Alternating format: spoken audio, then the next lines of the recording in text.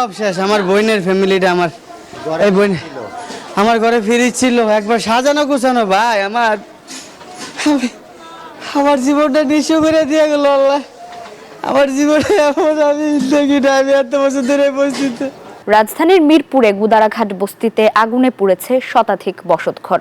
পানিতে ভাসমান বস্তিটিতে ঝুঁকি নিয়ে বসবাস করত তারা। ফায়ার সার্ভিস জানায়, এলাকার সরু রাস্তা আর ঘনবসতির কারণে আগুন নেভাতে বেগ পেতে হয়েছে।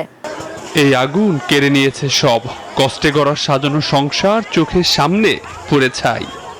আমার সব শেষ। আমার বোনের ফ্যামিলিটা এই বোন আমার ঘরে ফ্রিজ ছিল, একবার সাজানো গুছানো ভাই। আমার জীবনটা নিঃস্ব করে দিয়ে গেল আল্লাহ। আমার জীবনে এমন আমি দেখি না, আমি এত বছর ধরে পরিস্থিতি। রাজধানীর মিরপুর 13 নম্বরের শ্যামলপল্লী বস্তিতে আগুনে পুড়েছে প্রায় শতাধিক বসতঘর।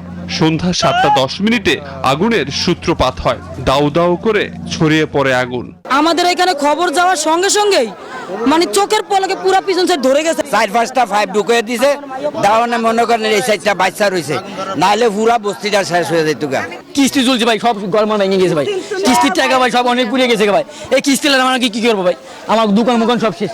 ফায়ার সার্ভিসের 7 ইউনিটের 2 ঘন্টার চেষ্টায় রাত 9:10 নিয়ন্ত্রণে আসে আগুন। তবে ঘন বসতি আর সরু রাস্তার কারণে ফায়ার সার্ভিসের ইউনিট পৌঁছাতে দেরি হয়। এ পর্যন্ত আমরা কোনো আহত বা নিহতের খবর পাইনি এবং অগ্নি নির্বাপন শেষে আমরা সার্চ করব, তারপরে আমরা বলতে পারবো আসলে।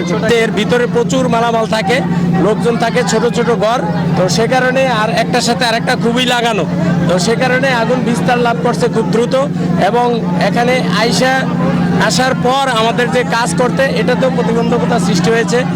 পানির উপর ভাসমান এই বস্তিটিতে ঝুঁকি নিয়ে বসবাস করত প্রায় 300 পরিবার। আবির হোসেন, নিউজ 24, ঢাকা।